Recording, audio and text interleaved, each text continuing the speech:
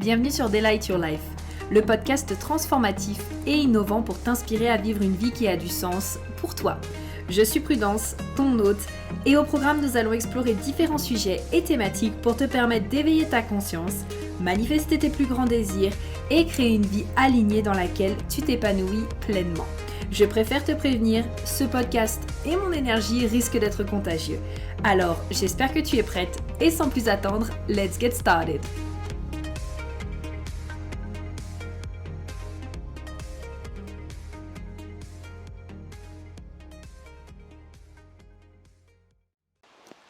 Hello, j'espère que tu vas bien. Je suis extrêmement heureuse de te retrouver dans ce tout nouveau podcast où aujourd'hui on va parler argent. On est dans le mois de l'argent, finalement on est vraiment parti là-dessus et ça me fait extrêmement plaisir de pouvoir aborder ce sujet avec toi.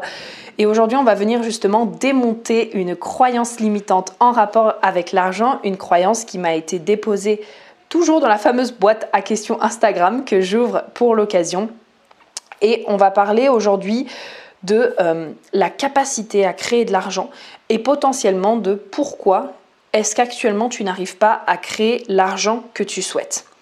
Tout ça en fait c'est parti de cette croyance, un projector ne peut pas générer autant d'argent qu'un generator ou un manifesting generator.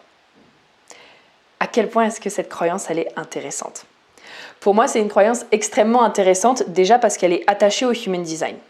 Et donc, quand on commence à me sortir des croyances en rapport avec le human design comme ça, en mode « Oh oui, mais j'ai tel centre non défini, alors je peux pas faire ça. Oh oui, mais je suis tel type, alors je peux pas faire ça. Oh oui, mais c'est une galère parce que j'ai cette porte ou cette ligne, etc. Et donc, du coup, je peux pas faire ça, blablabla. Bla, bla, bla. » Ce que j'aime faire et ce que j'invite mes étudiantes et mes clientes à faire, c'est toujours de se demander « Ok, mais concrètement, si tu ne connaissais pas le human design, ce serait quoi la croyance derrière ?»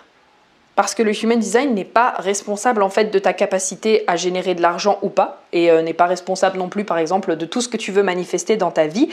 La seule personne qui en est responsable, c'est toi. Et donc du coup, quelle est la croyance qui se cache derrière ça?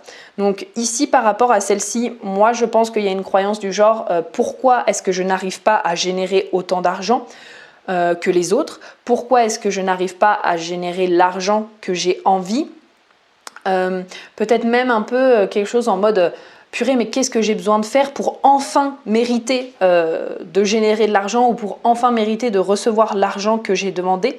En tout cas, ce qui serait intéressant, c'est de vraiment aller explorer la croyance qu'il y a derrière. Et c'est ce dont on va parler aujourd'hui, c'est d'à quel point finalement notre monde est régi par nos pensées et le prisme par lequel en fait on choisit de regarder la vie. En fait, un petit peu comme si tous les matins, tu choisissais de mettre tes lunettes et que, par exemple, si on reprend cette croyance-là, donc je n'arrive pas à générer autant d'argent que d'autres personnes, c'est comme si tu choisissais de mettre des lunettes et que tu te disais « Ok, aujourd'hui, au travers de ces lunettes, je vais venir chercher des preuves de pourquoi est-ce que je n'arrive pas à générer autant d'argent que les autres. » J'aime beaucoup en ce moment cette image de prisme, cette image de lunettes. Je trouve que c'est très parlant et je trouve que ça fait très visuel de se dire aujourd'hui quelle est la paire de lunettes que j'ai envie de porter. Parce que si on revient encore une fois sur cette croyance, déjà juste ne serait-ce que de par des exemples que j'ai, déjà la croyance elle est démontée. Parce que moi je connais énormément de projectors qui génèrent énormément d'argent. On a par exemple Ariana Grande, Leonardo DiCaprio, Sissi Mua, on peut avoir aussi Sophie Chag, Lisa de YWAB Studio, on a Barack et Michelle Obama, Emma Watson également. Toutes ces personnes-là, par exemple, ce sont des projectors et on peut dire qu'ils génèrent de l'argent.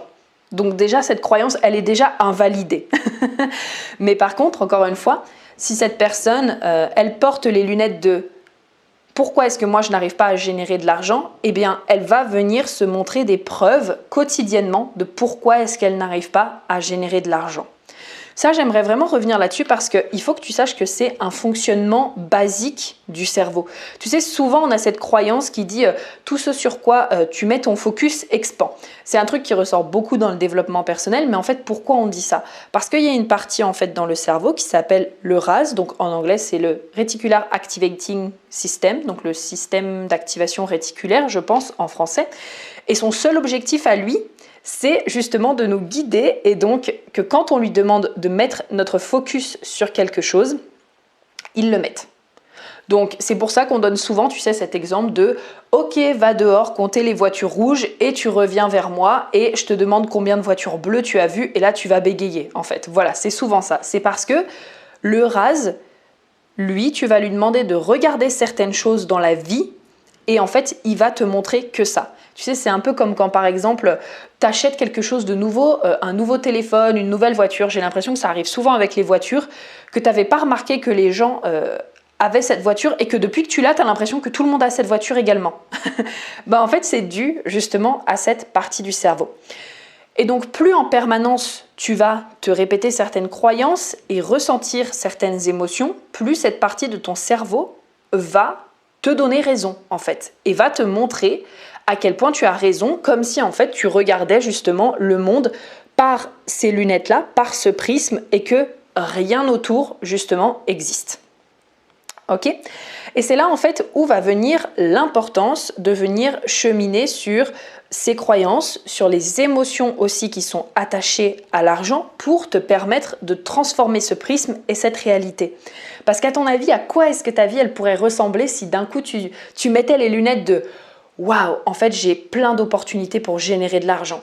Les lunettes de « En fait je génère de l'argent avec tellement de facilité ». Les lunettes de « En fait l'argent adore venir à moi ». Les lunettes de « En fait, j'ai tellement d'opportunités autour de moi qui me permettraient de générer de l'argent. » J'ai plus qu'en fait à les saisir et à passer à l'action. Tu vois que là, la dynamique, elle est complètement différente. Et juste là, je pense que, juste par exemple en te posant une simple question, tu peux faire le test aujourd'hui et par exemple te demander « Ok, quelles sont les opportunités qui s'offrent à moi pour générer de l'argent ?» Et tu peux te la poser par exemple plusieurs fois dans la journée. Je suis sûre que tu vas trouver des opportunités. Et peut-être que jusqu'à maintenant, tu ne les voyais pas parce que ton focus était peut-être ailleurs. Parce que ton focus était peut-être sur pourquoi est-ce que moi je n'y arrive pas ? Pourquoi est-ce que moi je ne suis pas capable ? Ou alors par des prismes comme de toute façon je ne suis pas assez, de toute façon je ne mérite pas. Ou alors des prismes également comme en fait si je génère beaucoup d'argent, je vais être rejeté. Donc en fait autant ne pas générer d'argent. Si je génère de l'argent, on va venir me demander de l'argent. Et donc là on va voir par exemple par le prisme des personnes potentiellement qui vont venir nous solliciter, nous demander tout le temps quelque chose. Ou alors venir profiter de nous. Je donnais cet exemple-là justement dans mon groupe Telegram que j'adore et du coup je donnais cet exemple que j'ai eu une discussion récemment avec des personnes et en fait elle regardait la vie par le prisme du profiteur, c'est-à-dire que peu importe ce qui se passait, les personnes voulaient absolument profiter d'elles ou profiter potentiellement du fait qu'elles avaient de l'argent, profiter du fait que en fait j'allais dire elles étaient riches ou profitaient de l'argent du fait parce qu'elles possédaient certaines choses et du coup c'était vraiment le prisme de non mais en fait moi quelque part je veux pas d'argent parce que de toute façon les gens c'est des profiteurs, donc si je manifeste de l'argent ou si je génère de l'argent, les gens vont venir et vont être amis avec moi uniquement pour profiter de moi. Et donc du coup pourquoi manifester de l'argent ? Parce que moi je veux pas que les gens viennent profiter de moi. Et puis après, il y a toute la question du bien et du mal, rattachée par exemple à l'argent, toutes ces histoires de « oui, si je manifeste de l'argent, je suis une mauvaise personne », etc., etc. Et toutes ces croyances-là, en fait, c'est ton job de venir les identifier. C'est ton job de venir te dire « ok, quelles sont les croyances qu'actuellement j'entretiens en permanence et qui font que chaque matin, je mets mes lunettes et je vois ma vie à travers ces croyances-là. » Et donc, encore une fois, la vie va faire uniquement... la vie va faire uniquement que de te donner des évidences sur le sujet. Ne va faire uniquement... J'arrive pas à parler. En fait, la vie va t'apporter uniquement des évidences de ça. Et tu vois, c'est très intéressant parce que si on reprend par exemple l'exemple juste d'avant sur le côté profiteur, c'est quelque chose qu'on entend beaucoup, même, tu sais, genre toutes les croyances sur ouais, mais de toute façon, les amis, ils sont pas là quand on a besoin d'eux dans les mauvais moments, etc. Blablabla. Et ben, c'est très drôle, mais ça, par exemple, c'est un prisme que moi, je n'ai pas du tout. Mais alors, pas du tout. Moi, mes amis, par exemple, je te prends cet exemple-là, mais déjà, moi, mes amis, je ne m'attends pas à ce qu'ils soient là dans les mauvais moments. C'est-à-dire que moi, je ne définis pas une amitié sur à quel point les gens vont être là quand je ne vais pas bien, en fait. Mais je définis mon amitié sur à quel point est-ce que je peux être moi-même dans la relation. En fait, j'en ai presque rien à foutre que les gens soient pas là quand je vais pas bien parce que c'est pas ce que j'attends d'eux, en fait. Moi, quand je vais pas bien, j'ai qu'une envie, c'est de rester toute seule et j'ai pas envie de venir chialer avec les gens et d'être là en mode oh oui, consolez-moi. Bref, ça c'est mon truc. Moi, je suis pas trop ce genre de personne. J'aime bien à la limite parler une fois que j'ai digéré les choses moi-même. Mais c'est vrai que souvent, quand il y a vraiment quelque chose qui va pas bien, je vais aimer le gérer moi-même et ensuite venir peut-être potentiellement en parler aux personnes autour de moi. Et donc du coup, j'ai pas la sensation que les gens essayent de profiter de moi. J'ai pas non plus la sensation que les gens sont là ou pas là. C'est vraiment moi, en fait, par exemple, des croyances que je n'ai absolument pas. Et donc du coup, quand je manifeste de nouvelles relations autour de moi, c'est toujours des relations qui sont alignées. Alors j'allais dire alignées à la personne que je suis à l'instant T, forcément, parce qu'après on évolue. Mais en tout cas... pour moi, c'est toujours des relations qui sont alignées avec les croyances que j'entretiens, par exemple, sur l'amitié. Donc, je sais pas, je dois avoir des croyances comme, de toute façon, moi, je me fais des amis hyper facilement. Je sais pas, genre, les gens ont envie de rester dans ma vie, les gens adorent être avec moi, de toute façon, les gens me kiffent. Enfin, je sais pas, genre, je dois avoir des croyances comme ça. Puis, j'ai une très grande valeur aussi de loyauté, etc. Et du coup, ce qui fait que, voilà, même si avec certaines personnes, par exemple, on se donne pas de nouvelles pendant 6 mois, je sais qu'on pourra se retrouver 6 mois plus tard et que ce sera comme si on s'était jamais quitté, en fait. Et là, je te donne un exemple concret, par exemple, sur la partie amicale. Mais du coup, c'est comment est-ce que toi, de ton côté, tu peux, encore une fois, réadapter tes prismes en fonction des différentes sphères de vie. Et c'est là, à ce moment-là, en général, souvent que un cheminement sur les croyances et je dirais même sur les émotions va être nécessaire. Parce que on dit donc, ok, les croyances engendrent des émotions qui vont engendrer des actions. Donc, si je reprends cette croyance, je ne peux pas générer autant d'argent ou je ne me sens pas capable de générer autant d'argent que d'autres personnes. Quand on entretient cette pensée, ça va faire ressentir potentiellement une émotion. Donc peut-être une émotion, un ressenti en mode je ne suis assez bien, je ne suis pas assez bien, j'en vaux pas la peine, me sentir peut-être un peu comme une merde, etc.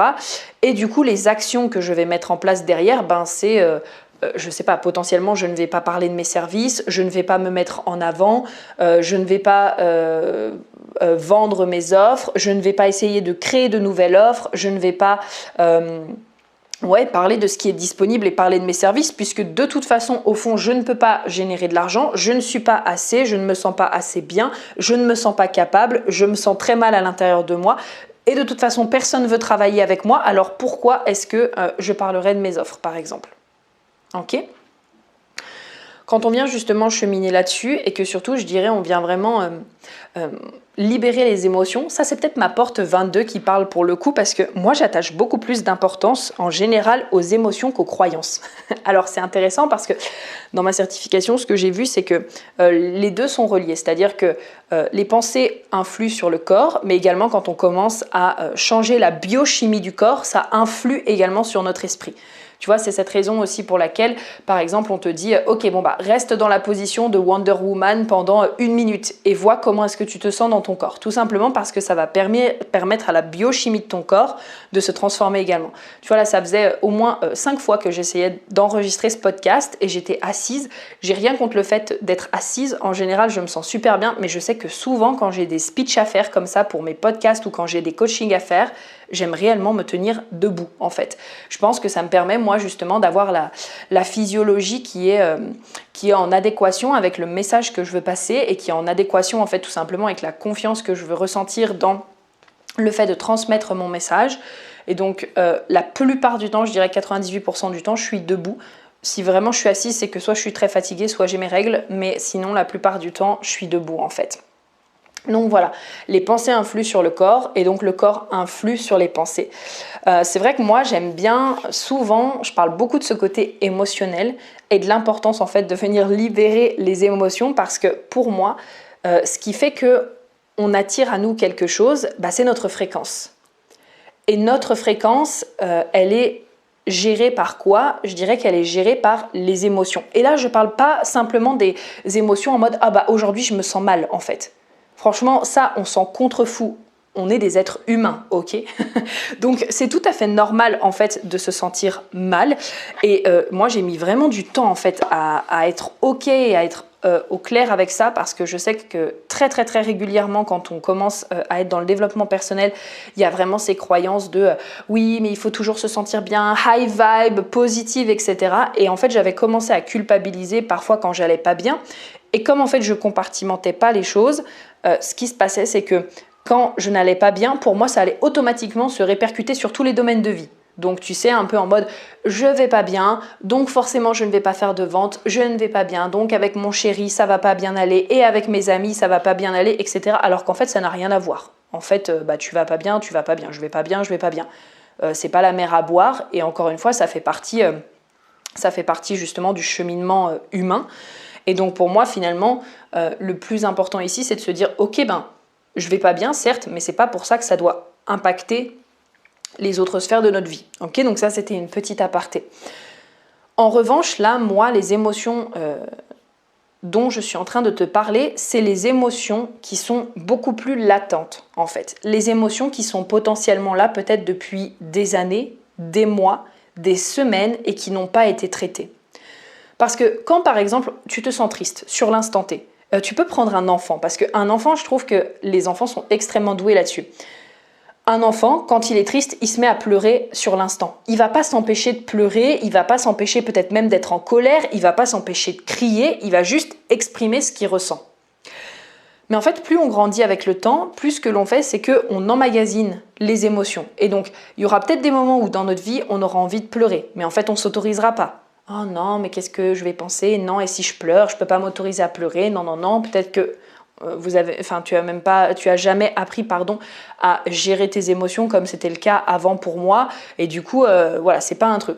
Ou alors peut-être, oh non, mais j'ai pas le droit de me mettre en colère parce que si je me mets en colère, alors ça veut dire que je serais, je sais pas, une mauvaise personne, ou ça veut dire que, voilà, moi, je me mets très, très, très, très, très rarement en colère parce que j'ai une mauvaise image de la colère en général. Ça me rappelle toujours quand à la maison, quand j'étais jeune, ça criait beaucoup. Pour pas grand chose. Et donc du coup, pour moi, j'ai une très mauvaise image de base de la colère, et c'est quelque chose que tu me verras pratiquement, dont je ne parlerai pratiquement jamais, parce qu'en fait, je n'expérimente pratiquement jamais la colère. Maintenant, ça va un peu mieux, c'est-à-dire que je laisse un peu plus aller les choses. Ça m'arrive de temps en temps de prendre mon oreiller et d'hurler dedans quand j'en ai ras-le-bol, mais souvent, moi, j'exprime beaucoup plus les choses par des larmes, et la plupart du temps, c'est vraiment déclenché quand, par exemple, je regarde des séries ou des choses comme ça. Ça, c'est vraiment ma technique à moi. Quand j'ai envie de pleurer mais que j'arrive pas à pleurer, je me mets devant une série, et là tu peux être sûr que selon la série que c'est, ça va me permettre vraiment de nettoyer, parce que je sais à quel point en fait c'est important de ne pas retenir. Et je pense que plus on a des mécanismes de défense en fait en rapport avec nos émotions, plus ça va être important en fait de venir petit à petit délier ces mécanismes de défense, et j'irais même jusqu'à dire potentiellement rassurer le système nerveux pour lui montrer que en fait c'est complètement ok de vivre des émotions, et que les émotions en fait elles ne vont pas nous tuer, c'est que c'est juste des émotions. Sauf qu'encore une fois, quand on a intégré des émotions qui sont là depuis extrêmement longtemps, ça finit en fait par s'imprimer dans notre corps. Et donc notre corps, il a ce qui s'appelle, ça c'est Tony Robbins qui parle assez souvent de ça, il a ce qui s'appelle une home base frequency. Ça veut dire que c'est comme une fréquence, home base, ouais, une fréquence de base que ton corps en fait il a. Et quand par exemple tu vis différentes émotions, par exemple d'un coup de l'excitation, si ta fréquence de base, c'est la tristesse, la mélancolie, le désespoir, le fait de, d'être désespéré, ou le fait de, d'être un peu pas motivé par la vie, etc., le corps va automatiquement revenir à ça. Le corps, petit à petit, en fait, il devient addict. Vraiment, les émotions, en fait, ça devient de l'addiction pour le corps, en fait. Il devient addict à quelque chose qui lui est répété encore, encore et encore depuis des années. Ce qui signifie que, par exemple, si tu te traînes une croyance du genre, je sais pas, je ne suis pas capable de générer de l'argent, et que cette croyance, elle est rattachée, je sais pas, à un événement que tu as vécu, je sais pas, genre quand tu étais jeune, un truc, ou par exemple, ça peut être un tout petit truc, hein, du genre, ok, je veux être capable de choisir mes vêtements, et en fait, on les a choisis à ta place en te disant que ton choix, il était super mauvais, et que tu n'as pas pu exprimer cette émotion, et ben c'est quelque chose qui, par exemple, s'imprime dans ton corps, encore et encore depuis toutes ces années. Et c'est ça en fait qui va être important de venir libérer. C'est toutes ces émotions finalement latentes, toutes ces fréquences finalement latentes qui sont dans ton corps, qui sont potentiellement en train de traîner, tout ce qui peut toucher également à la honte, à la culpabilité peut-être que tu peux ressentir au travers du fait de faire de l'argent.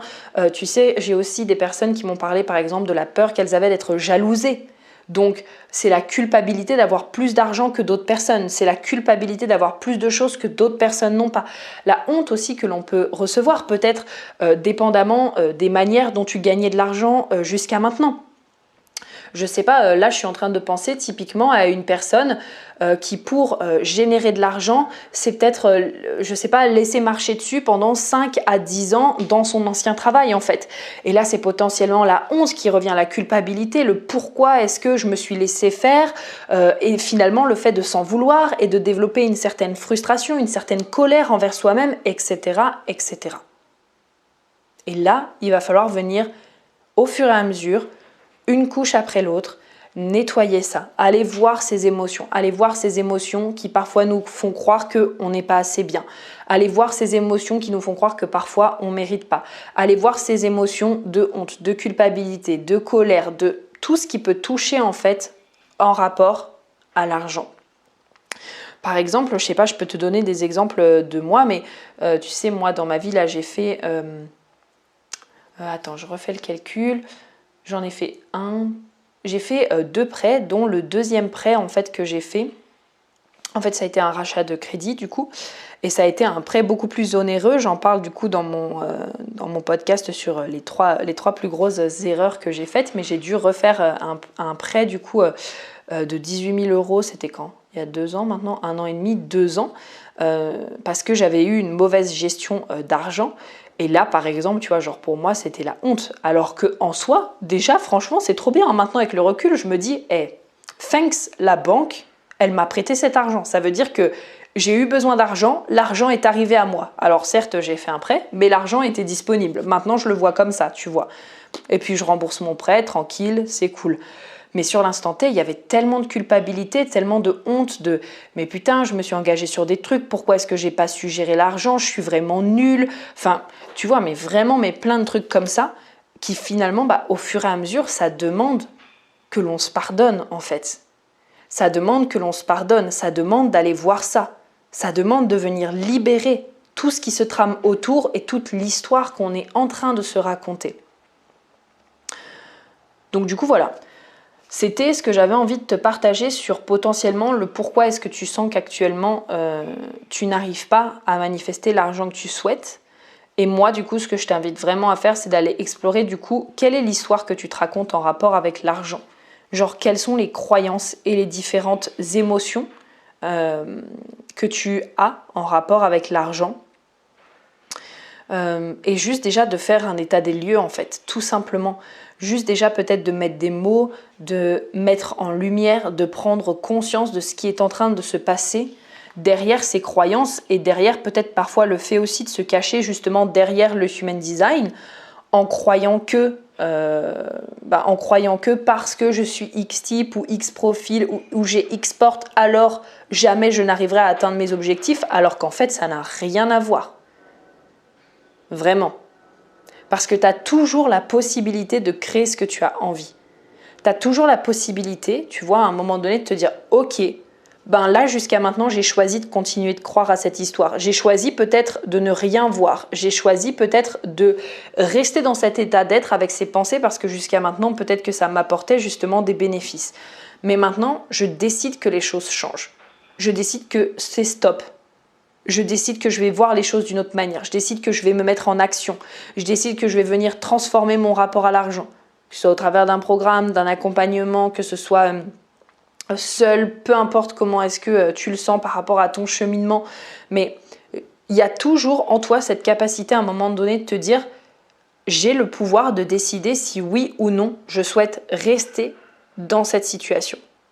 Ok ? Donc voilà, c'est tout pour moi aujourd'hui. Choisis du coup les lunettes avec lesquelles tu veux regarder la vie et n'hésite pas justement à venir me partager dans le groupe Telegram. Tu retrouveras du coup le lien en bio, mais potentiellement dans le groupe Telegram, par quelles lunettes est-ce que tu vas choisir de regarder la vie à partir de maintenant. Et écoute, on se retrouve très prochainement dans un prochain podcast. Je te dis à très vite et surtout prends soin de toi. Bye bye.